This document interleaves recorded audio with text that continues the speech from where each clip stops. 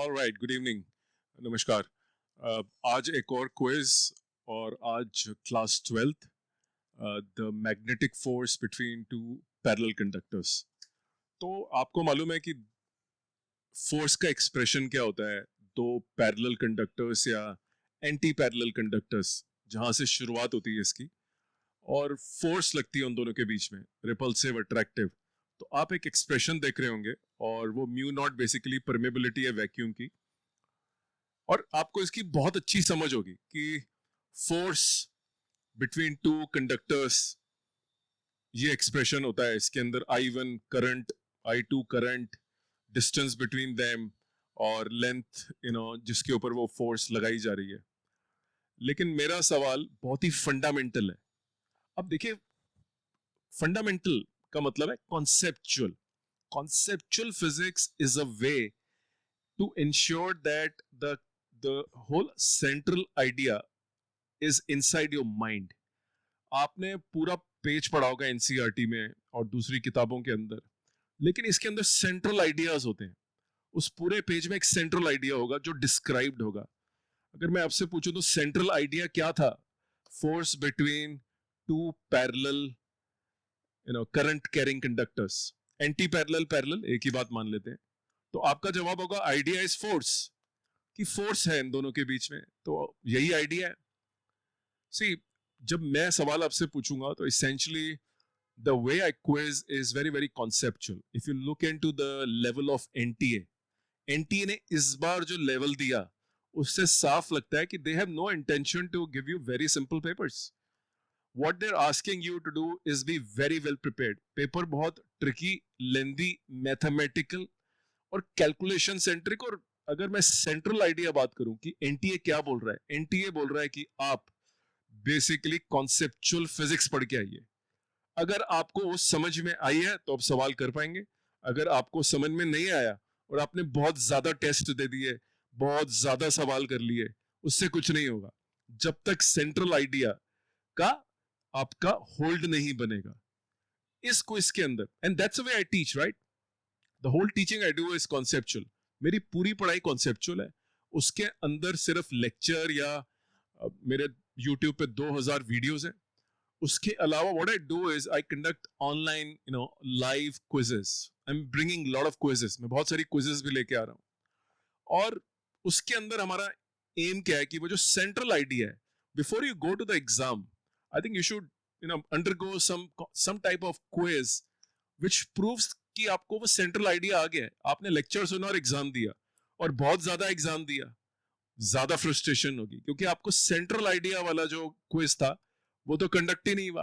और central idea के जो क्विज होते हैं वो क्विज न्यूमेरिकल नहीं होते हैं, वो आम क्वेश्चन नहीं होते हैं। They are pretty tricky, they are very detailed oriented, very fundamental type of questions. और उसमें जब तक आपको वो स्ट्राइक नहीं करता और वो जो मुश्किल न्यूमेरिकल आता है जो फ्रस्ट्रेशन देता है, वो आप सॉल्व नहीं कर पाएंगे।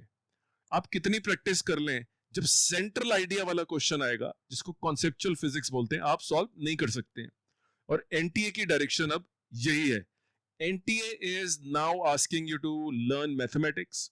तो मेरा यूट्यूब के ऊपर एक चैनल है, फिजिक्स फॉर मैथ्स। अगर आप मैथ्स के स्टूडेंट है तो आपको मैथ्स आती है, लेकिन बहुत सारे बायोलॉजी के बच्चों को नहीं आती है। तो मैं कम से कम 1-1.5 महीना पहले मैथ्स सिखाता हूँ सबको, जिससे कि वो इंटीग्रेशन, वेक्टर्स, स्केलर, वेक्टर सब कुछ सीख लेते हैं उसके बारे में जो उनको काम आता है। उसके अलावा I do lot of quizzes. I have 2000 videos on YouTube channel and I teach in a very detailed manner. Very detailed. Detail का मतलब आपको थकाना नहीं है। डिटेल मींस कॉन्सेप्चुअल, कि उसको आपके बारीक point, the inner points of those concepts strike your mind. Let me come back to this question. इस क्वेश्चन के अंदर let me rephrase. What is the use of studying the above expression? इस expression को पढ़ने का फायदा क्या है? F is equal to mu naught I1 I2 2 pi d L. इसका फायदा क्या है पढ़ने का? I will give you 10 seconds. Think about it and then I will tell you the answer. NCERT में लिखा हुआ है, हर किताब के अंदर लिखा हुआ है, लेकिन आपने इसको किस तरह से पढ़ा ये डिसाइड करेगा कि आप इसको आंसर कर पाते हैं कि नहीं। तो मैं आपको 10 सेकंड का टाइम दे रहा हूं।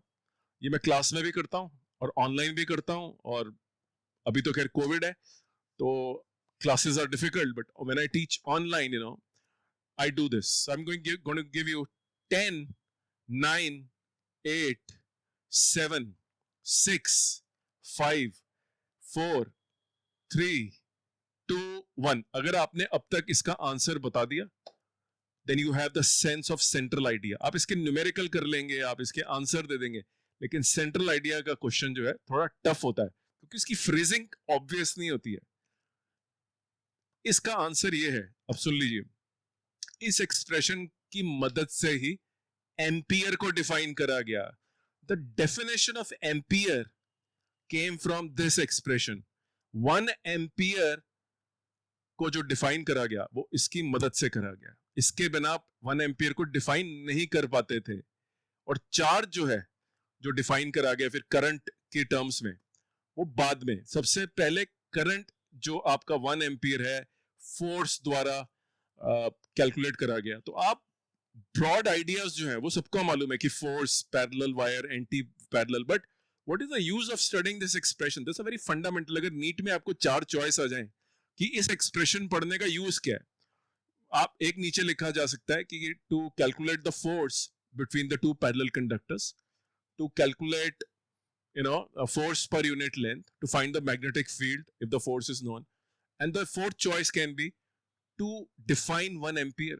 और 1 ampere ही इससे डिफाइन करा गया था. और अगर आप वापस जाके किताब में देखेंगे तो एक कोने में लिखा होगा कि this expression is used to calculate force, and further the actual use of this expression is nothing but definition of 1 ampere.